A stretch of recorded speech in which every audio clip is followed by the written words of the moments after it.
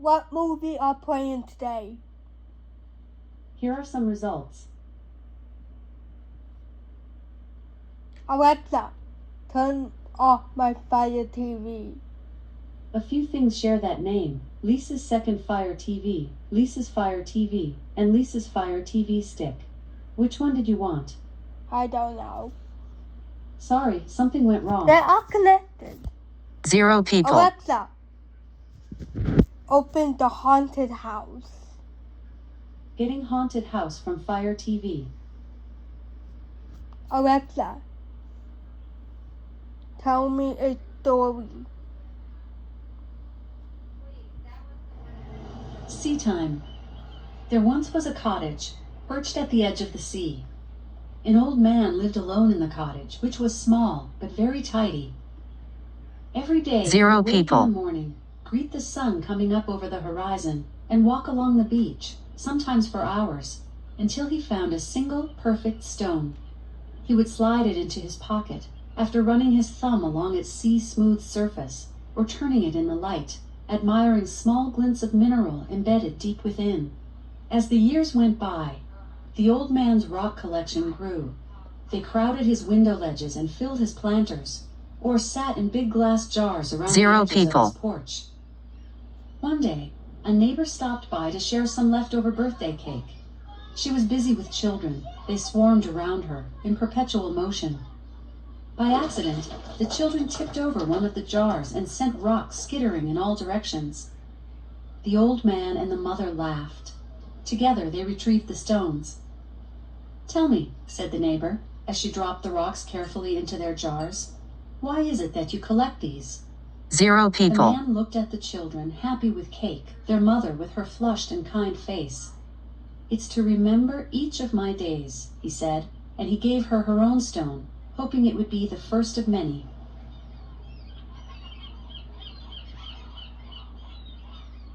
Alexa, tell me a story.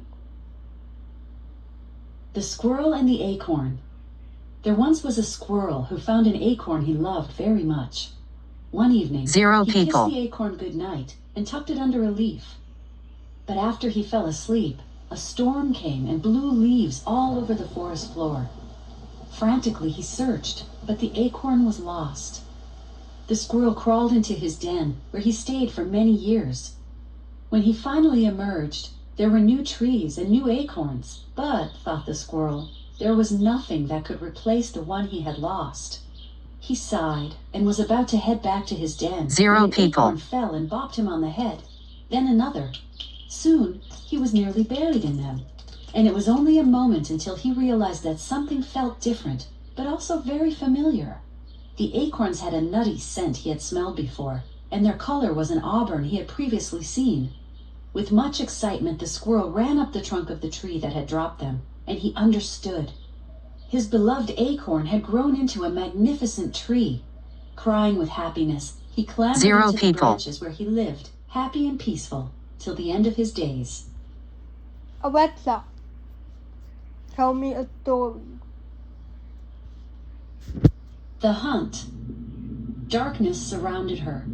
The vast emptiness of the ocean stretched in all directions. She was limitless, yet she had only one goal in mind: to eat. The water glided smoothly across her sandpaper skin as she waved her fin back and forth, 0 ever so people. slightly, not expending any more energy than was necessary. Pilotfish picked at the meat stuck between her teeth, an annoyance she could rid herself of with one quick snap, but that would have to wait. She smelled blood, just a short distance away. She swam toward the scent, slowly and deliberately.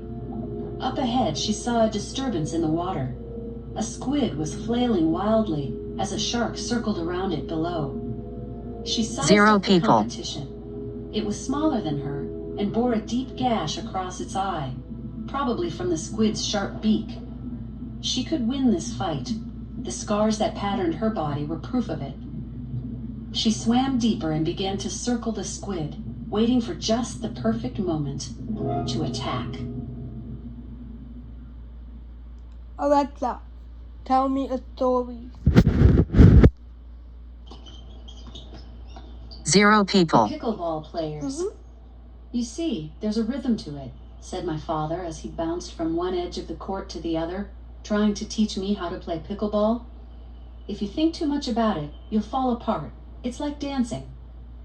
I noticed that my father moved like a much younger man, sweating and swatting his racket, which was short and broad, more like a racquetball racket than tennis.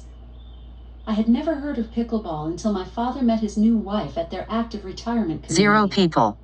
She's great, you'll love her. The two of them played at least once a day, sometimes twice. They scheduled the wedding in between their spring and summer tournaments. I flew out to meet her just before the wedding. When I shook her hand, she gripped it so tightly I felt my knuckle pop. I guess you could say we have the fever, she laughed, this woman who was, surprisingly, in love with my father. After the wedding celebration, 0 which was people. small but festive, they snuck down with their friends to play a midnight game. Shush, they all whispered, laughing and falling and swinging at nothing. My father flexed like a muscle man, flounced like a ballerina. His new wife watched him, starry-eyed as a teenager. They were pickled. Alexa, tell me a story. The gift. Look, Dad, look what I found, says the daughter, rushing in 0 through the front people. door. In her cupped hands is a tiny ball of fluff with a tiny beak. Oh my goodness, a baby hummingbird, says the father. Can we keep him? Please, can we keep him? I don't know, honey. He's awfully cute, but don't you think his mother is going to miss him? I guess, says the girl.